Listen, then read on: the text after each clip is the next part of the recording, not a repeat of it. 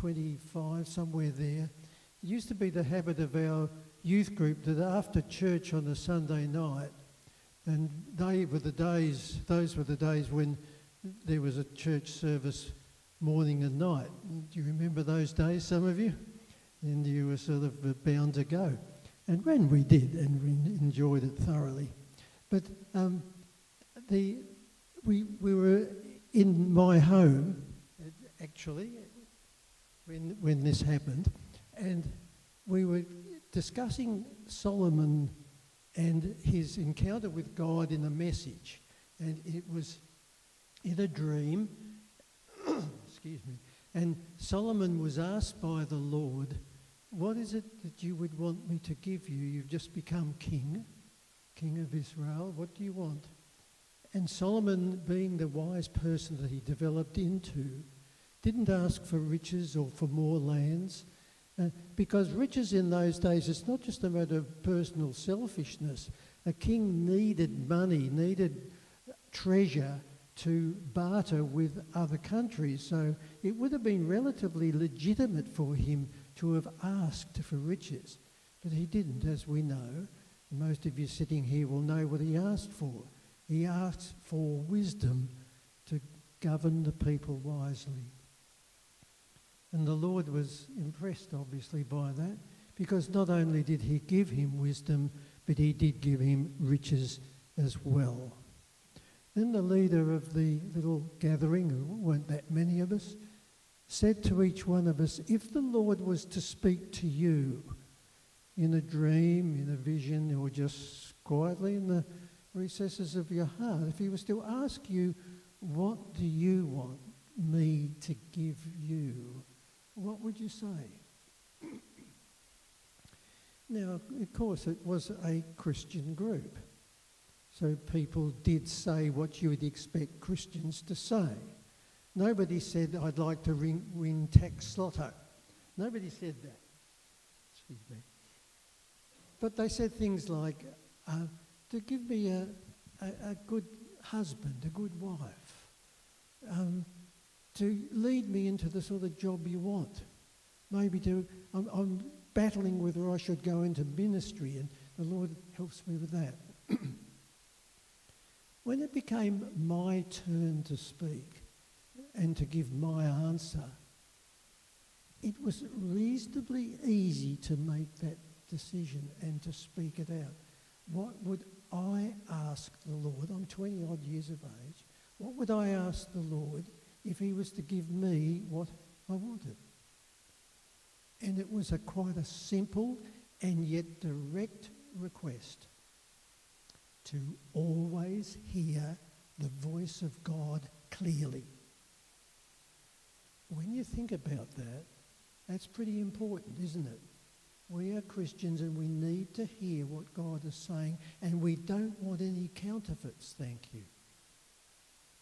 So that was what my response to the question was, to hear the voice of God clearly so that I didn't make mistakes in life. So I ended up doing his will always in life. I grew up, got older, did all sorts of things in education, as most of you know, and then in ministry a little bit later on. And when speaking to people just generally about hearing God's voice, and you see the slide up there, hearing the voice of God, hearing the voice of God. I would say we would be just talking together, people over the years in various endeavours in life. And I would hear them say things like, God never talks to me. I never hear his voice. I wish I could, but I never hear it. I pray and all my prayers seem just to hit a brick wall. I feel so isolated at times, so alone at times. And so many Christians today are in that particular category. They don't hear the voice of God, or they think they don't hear the voice of God. And friends, this need not be. There is no scriptural basis for this to happen to us, to have this isolation from God, when we surrender our lives completely to him and expect to hear his voice. When you think about it, when we become Christians, born again Christians, we become sheep of his flock. And we would expect, excuse me, we would expect to hear the voice of our loving Father, the voice of our loving Saviour and friend Jesus. You can expect to hear it. And yet it would not surprise me that if flitting through someone's mind in front of me right here is, it doesn't happen. I don't really hear his voice. Well, let's unpack that as the time goes by this morning, and let's see how it is possible to get this right with Jesus, to get this right with our Father, to hear his voice. Now, what about the unbeliever? We're saying that we should expect to hear his voice. We are born-again Christians. We expect to hear his voice. He longs to talk with us. We've been told that, and this morning we're considering that. But what about the unbeliever? What about what the Bible calls is a sinner? The Lord will often speak to that sinner and call him. How else would that happen? How else can that sinner respond to a call from God to surrender his or her life to him if indeed he doesn't hear some sort of voice, some sort of drawing power within him? God speaks to us in so many ways, and he would speak to the unbeliever similarly. Think back when God has called you to give your life and your heart to him. There was something that drew you to him. God uses these sorts of strategies to do it. I call them attention-arresting strategies. Now, when we think about it, Jesus himself must use some sort of voice to get people's attention. And there are many different types of voices when you think about it. In John 6:44, Jesus was talking to his disciples and he said this, "No man comes to me except the Father draw him." No man comes to me except the Father who has sent me draw him.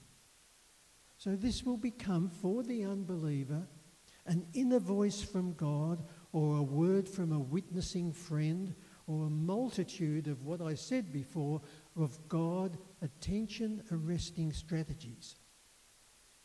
So the voice of God is activated and is heard by the sinner, let's use that word, and is responded to in hopefully a positive way of repentance and faith and acceptance. This is true love from Jesus Christ, true love from God the Father. An evangelist will always say to people who respond to him the call, the unbeliever becoming a believer, almost the first thing he will say to the people, maybe they're all congregated round the front here, perhaps hundreds of them, he will say, "One thing I want to tell you is that God loves you." Divine love, divine calling, divine, true, authentic grace is given to these people. And slowly but surely they start their journey. And part of their journey, of course, is going to be hearing the voice of God and responding to the voice of God. When we come to Christ in repentance and accept his forgiveness and live by the power of his Spirit, as his adopted children, we can still, though, block the voice of God by our disobedience.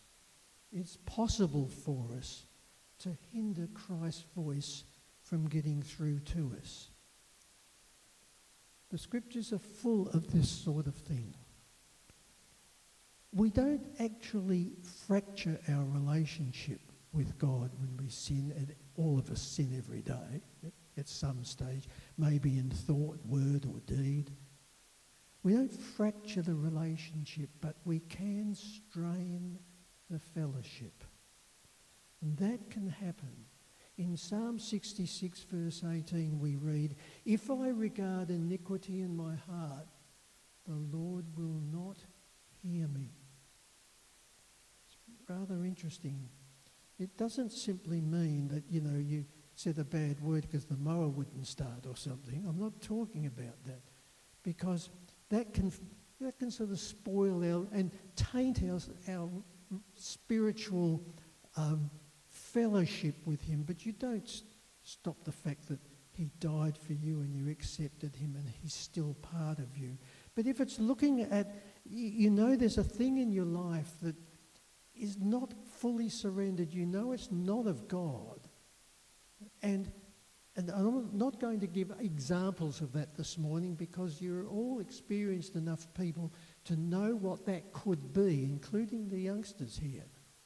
Something that is just not right. And if we keep looking at that and keep agreeing it's there, regarding iniquity in my heart, says the old-fashioned expression, the Lord is not going to hear us. It's as simple as that. And in Isaiah 59:2 we read, "But your iniquities have separated between you and your God, and your sins have hid his face from you, that he will not hear." It is logical then to assume that if sins separate us from God, God will not hear us, but he loves us. So he will continue to draw us, will continue to, what's the word I want? Continue to, you get these little times, don't you? Well, let's just stay with draw at this moment. He will not answer our prayers simply at our bidding and in our time and in our way.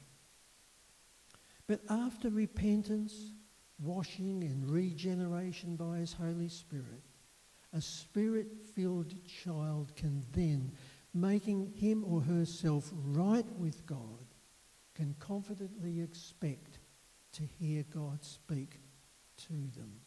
So you see, we've come through a little sort of procedure, a little process. We're seeing that we're not right with God. We do something about it. We say to the Lord, "Forgive me, Lord. Wash me clean in the blood of Jesus. Do that for me now, and I will now confidently expect to hear from you. I'm walking with you day by day. I need to hear from you. I'm not secure on my own if I don't hear from you." Now, we are unique human beings. Every one of us are different. And when I was teaching, I taught at certain stages 2 sets of identical twins. One of them, they were boys. One's name was Marcus, I forget the other name. And they were very hard to tell separately, very hard to tell the difference. But they were different. They were unique creations of God. So that when you talk to them, these identical twins came forward and you could see that Marcus was like this and his brother was like that. And there were 2 girls as well. We are different. Therefore, if we are different, if we are created uniquely, expect a unique call from God. Expect something that fits your character, that's something that will suit your personality. How will you know when he's talking to you then? I mean, the heading is hearing the word of God. That's what it's saying up on the screen. How will we know? We'll unpack that as we go forward.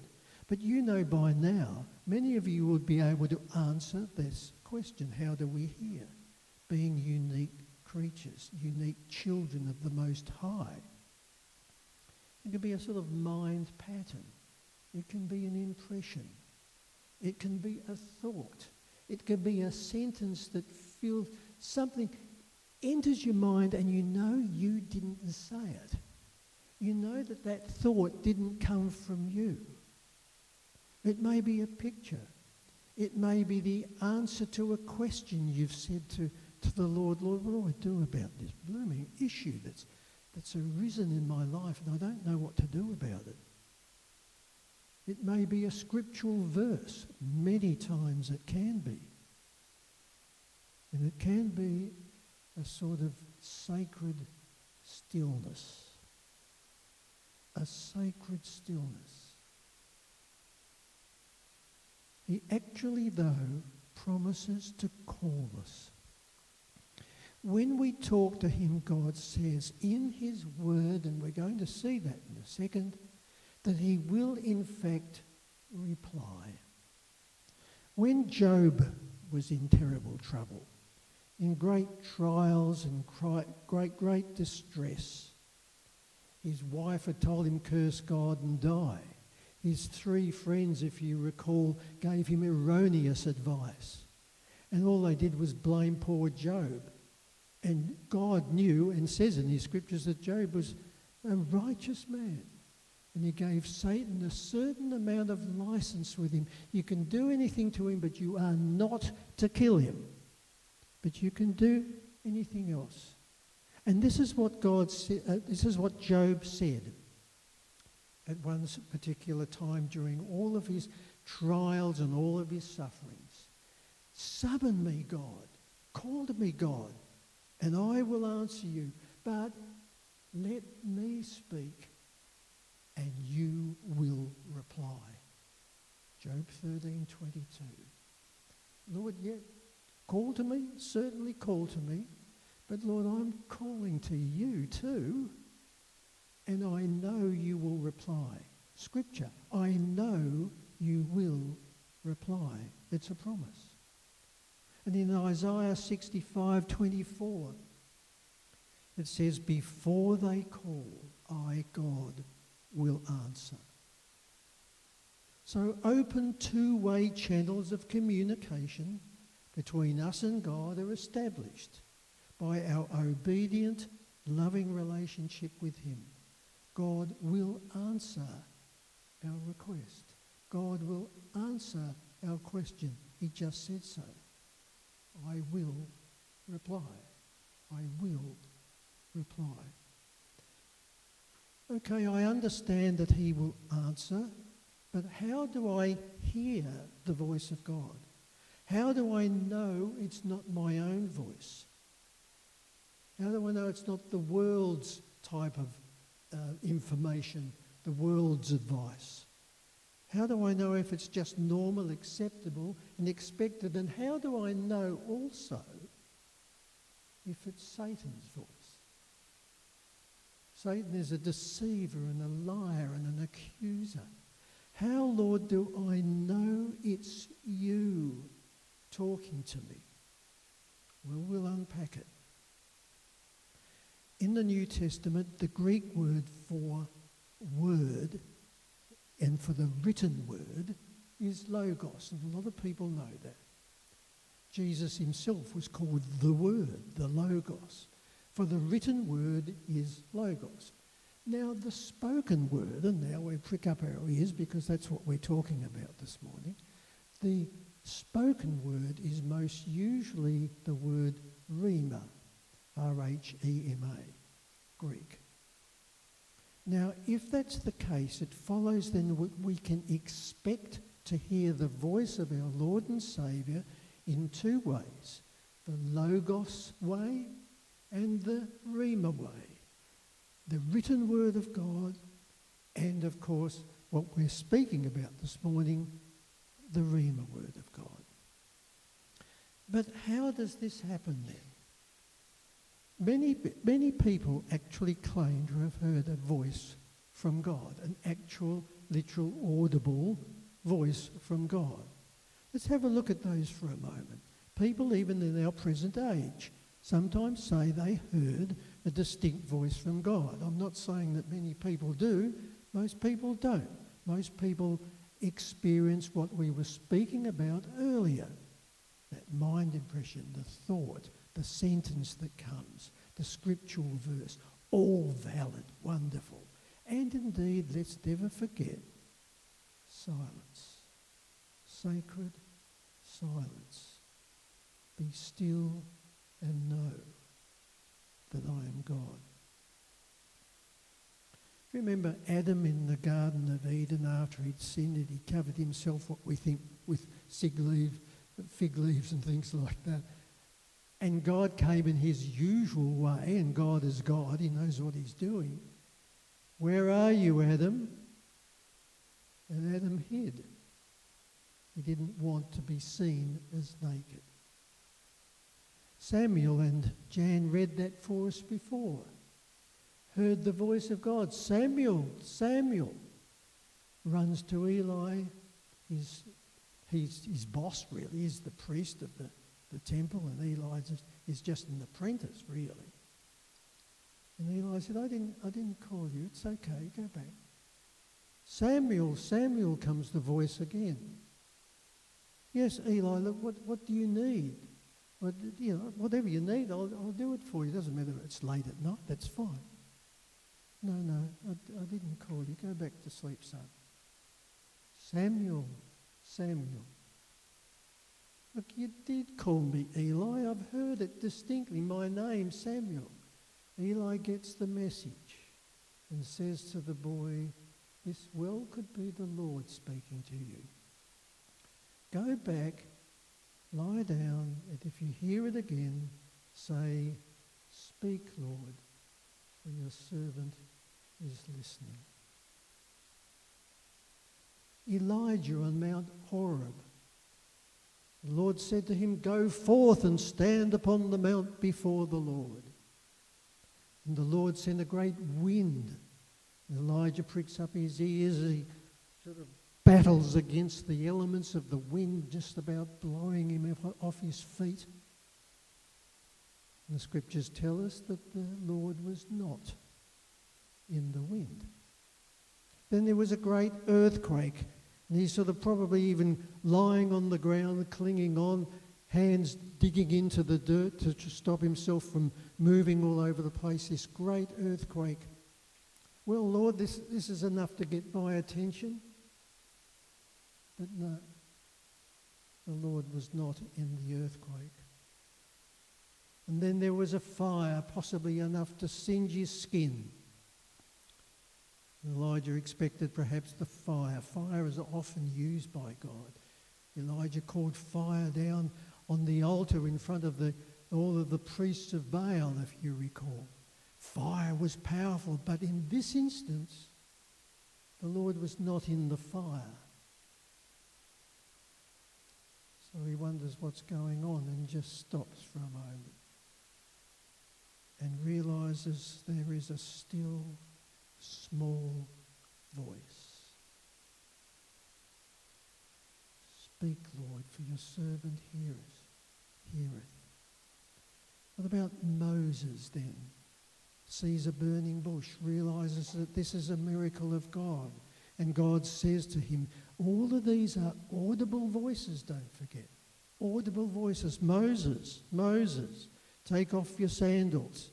The place whereon you stand is holy ground. Paul on the road to Damascus. Great shaft of light comes upon him, just about blinding him. In fact, does physically blind him. He falls off his horse, falls on the ground. Lord, Lord, who is it? What are you saying? I am Jesus who you are persecuting. And Paul subsequently became one of the greatest apostles of all time. Wrote about a third of the New Testament. John and his visions in Revelation. Write this down, says the Lord to John the Apostle. Write it down, for this will go forth for generation after generation until I come again. Audible voices, quiet voices, silent voices, be still and know that I am God type voices. But what about me, Lord? What about you, us, this morning in this little chapel? What about us right now, right here and now? Are we sensing the voice of God now in the way that we've been describing, sensing his voice? hearing it with our spiritual ears or audible ears. Like when I'm alone at night, when I'm at home, when this issue is arising and I need to hear you, what about me, Lord? When decision time is looming and I need to know your will. The good news is that God promises two things for us about communicating with him. Number one, you will discern the voice of God from other voices. Say that again. Number one, you will discern the voice of God from other voices. This is a promise. Number two, it will be clear. His voice will be clear. Let's have a look at number one. Number one is answered beautifully in John 10, verses 3 and verse 5. Listen to it, take it in, because this is the answer for what we're talking about. Discerning the voice of God. Hearing first, discerning second. Here it is then. He calls his own sheep by name. Already we've got the verb call. Already we've got an audible sound, at least in our minds and at least in our hearts. He calls his own sheep by name and leads them out, and his sheep follow him, for they know his voice. Get used to listening for the voice of God and just recognising that it's Jesus. There's even better news to come. We'll just run back for a minute and get it and then flow on. Listen, he calls his own sheep by name and leads them out, and his sheep follow him, for they know, recognise his voice. Here it is. And a stranger will they not follow. And a stranger will they not follow. There's your good news, friends. There's your good news. You will discern the voice of God, and you'll discern the voice of the stranger, who, of course, can be all the things we said before. Satan, the world, expectation, our own pride, our own desires. My sheep hear my voice. They follow me. They recognise me. And they will not follow a stranger. The stranger's voice is also recognisable. So firstly, you will discern the voice of God from others. Secondly, it will be clear. And there, at long last, we're going to refer to the slide up on the screen. Isaiah 30:21. Your ears will hear a word behind you saying, this is the way, walk in it, when you turn to the right hand or when you turn to the left. This is the way, your ears shall hear. Why did the writer say, Isaiah, why did he write your ears? Why did he write that? Why did he say it and then write it? Because it's true. That's what he meant. He didn't want some sort of psychological effect that we might, a psychiatrist or a psychologist might use today. He wanted to use the straight word ears, not some sort of deep down sense that you'll feel and sort of be able to develop. No, he wants you to hear. Your ears will hear a voice behind you saying, this is the way. Now, many people over the years have used this as a wonderful means for moving forward. Lots of people have done that. And they say that turning to the right or turning to the left is the sort of distraction that they don't want. Scholars, biblical scholars, see this and interpret this sentence in two ways. It can mean a straight path with Jesus at the end, and don't turn to the right and don't turn to the left, and that's the Holy Spirit's guidance in your life. Other scholars might simply say, look, there's times when you come to a fork in the road where in fact you do need to turn to the right, or you do need to turn to the left. But the voice that you hear saying, this is the way, that will be your Lord.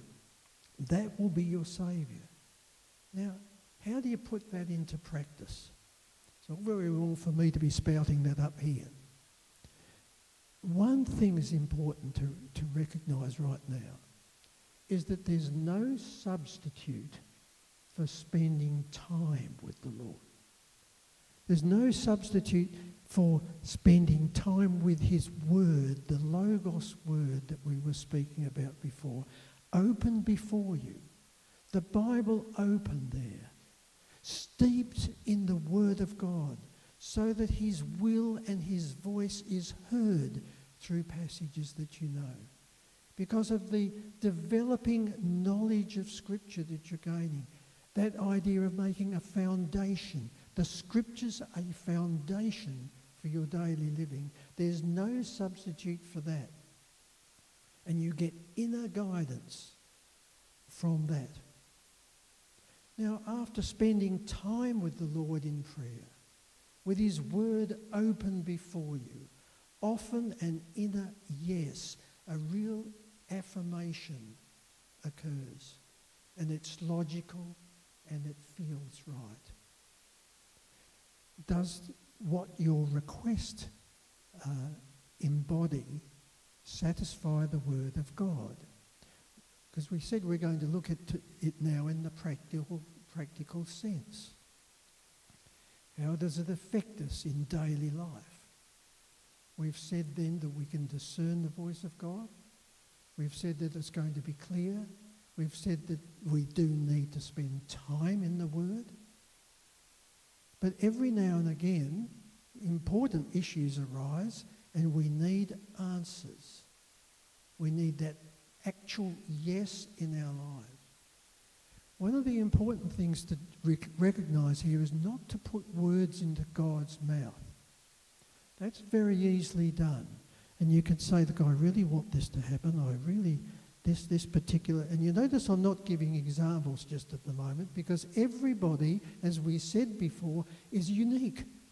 You think of your own example. You think of the thing that even now is an issue in your life. Even now is a decision that needs to be made, or in the very near future. Don't put words into God's mouth. God said to me, oh yeah, that's what I want, so that's what I'll say God said. It's very easy to do.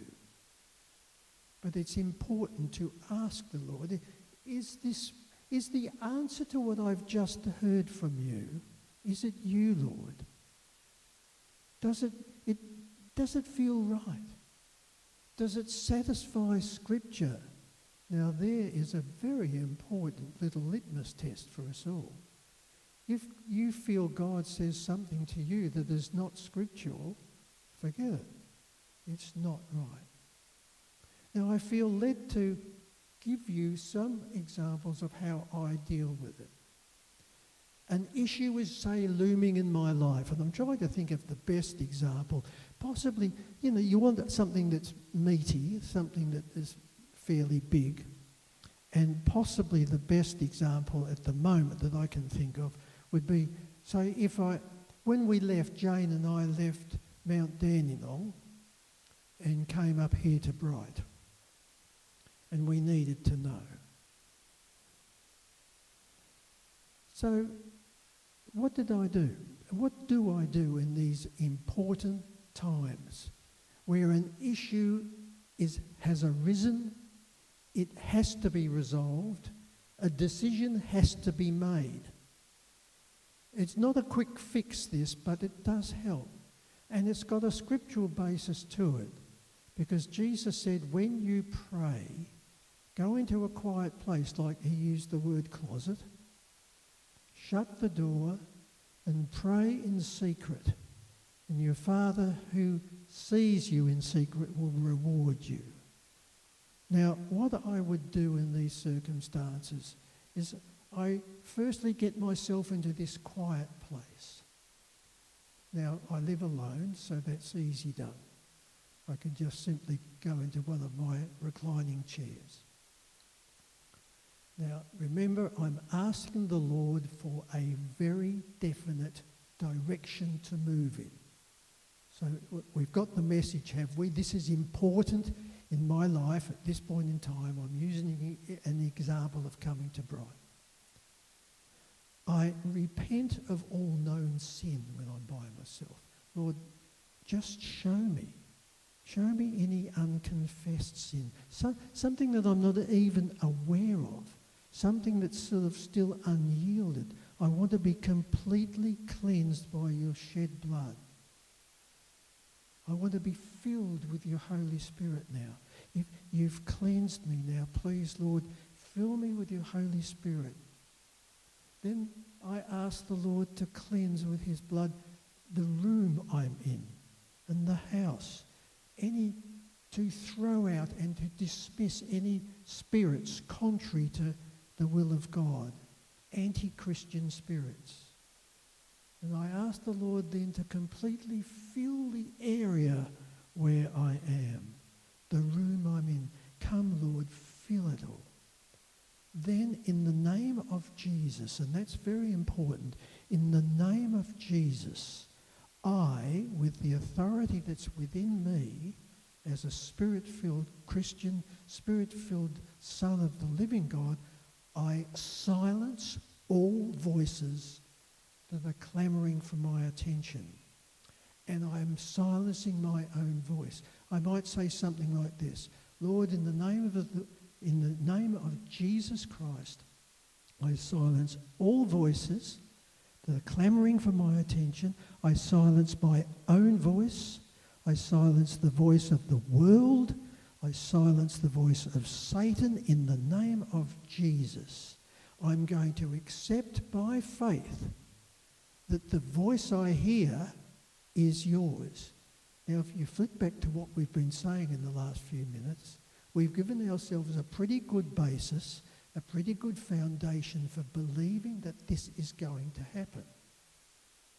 When you think of what we've been saying, we can expect to hear the voice of God. So in this state now of cleansing, Spirit filling, the enemy being dismissed, Jesus Christ, the Son of the living God, his Spirit being invited in all its fullness to be part of it all, I would then ask my question. And I'll use my example then. Lord, my Saviour, do you want Jane and I to come to Bright to live? And the answer was so direct that I wrote it in my Bible the next day, because this was during the night. Here it is, end quote, quote, I want you to come to Bright. I have work for you to do here. I was actually in Bright at the time. You see, what I'd done is prepare the way with an open, receptive life, an open, receptive heart. And I've said to the Lord, I want to hear your voice and I want to hear it clearly. Now the next step is vital. Act on the word that you heard. Act on it. Do it. Don't let anything stop you from doing it. Accept by faith that the voice you heard in response to your question, when you ask your question in your issue, in your life, expect that it is the Lord's. And move forward with that. Now, even if down the track it appears that it didn't sort of work out, it was still the Lord at that time. Never, ever doubt that. And don't insult the Lord by saying, was it you, Lord? Was that you, Lord? You know his voice by now.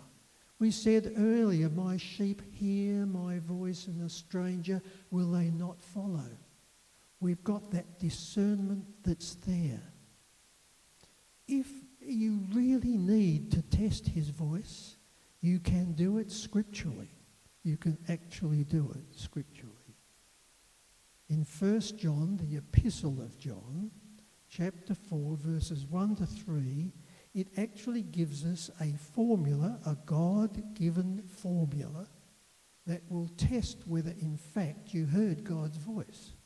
Listen to what it says. Dear friends, do not believe every spirit, but test the spirits to see if whether they are from God, because many false prophets have gone out into the world. Here it is. This is how you can recognize the Spirit of God. Every spirit that acknowledges that Jesus Christ has come in human form is of God. And every spirit that does not acknowledge that Jesus Christ came in the flesh as a human being is not from God. Now, how do you apply that? God doesn't want you to apply this if you don't have to. When you become so familiar with his voice, when you become so familiar, you'll know it.